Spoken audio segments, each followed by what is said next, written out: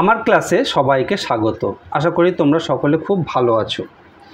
দেখো, কোনো একটি সংখ্যা থেকে যে কোনো একটি সংখ্যা বিয়োগ করলে 5 অঙ্কের ক্ষুদ্রতম সংখ্যা পাওয়া গেল। সংখ্যাটি কত? এখানে একটি বিষয় লক্ষ্য করো, আমি যে কোনো একটি সংখ্যা বলেছি। পরীক্ষায় কি সংখ্যা দেবে সেটি আমাদের জানা নেই। তো যাই দিক না কেন, আমরা যদি নিয়মটি জানি তাহলে আমরা কিন্তু যে কোনো অঙ্কই করে দিতে পারবো। এই অঙ্কটি তোমাদের ক্লাস 5-এর 36 পৃষ্ঠায় আছে। অঙ্কটি কীরকম আছে?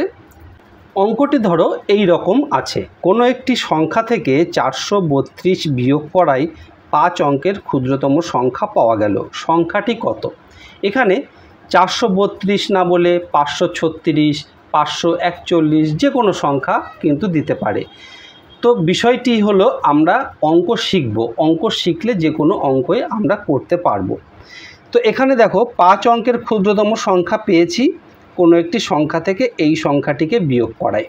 5 অঙ্কের ক্ষুদ্রতম সংখ্যা কত আমরা জানি, 1, তারপরে 4টে শূন্য দিলে আমরা 5 অঙ্কের ক্ষুদ্রতম সংখ্যা পেয়ে গেলাম। এখানে এটি হলো 10,000। 10,000 হলো 5 অঙ্কের ক্ষুদ্রতম সংখ্যা।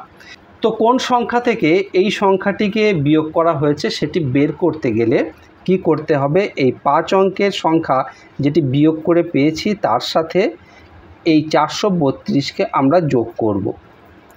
432কে যোগ করলে আমরা পেলাম 10,432।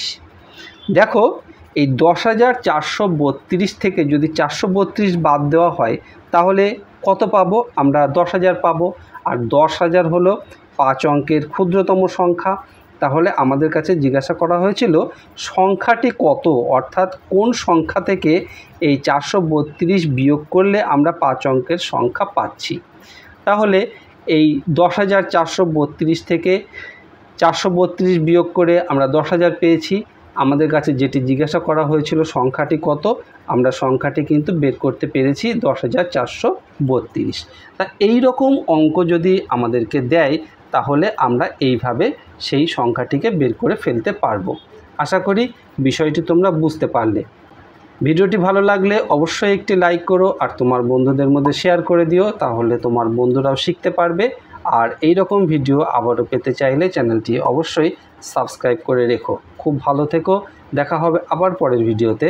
ধন্যবাদ।